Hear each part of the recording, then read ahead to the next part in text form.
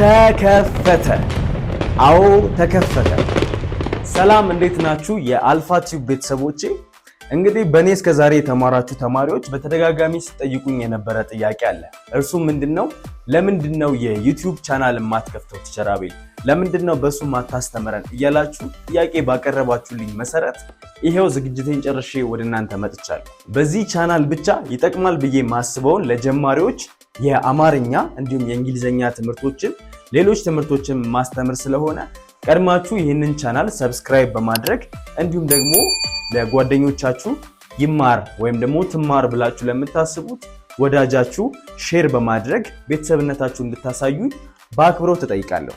ይህ ቻናል የተከፈተው በተለያየ የዓለም ሀገራቶች ሆናችሁ ትምህርት ቤት ሄዳችሁ ትምህርቱን ለመማር እድል ያላገኛችሁ ሐሳብ እንዳይገባችሁ፣ አልፋ ቲዩብ ተከፍቶላችኋል። ከዚህ በኋላ በዚህ ቻናል የሚገርሙ ትምህርቶችን እናንተን ይገባችኋል ብዬ በማስበው መንገድ የማስተምራችሁ ስለሆነ እንዲሁም ደግሞ ሌሎችም የላይቭ ትምህርቶችም ይኖሩናል።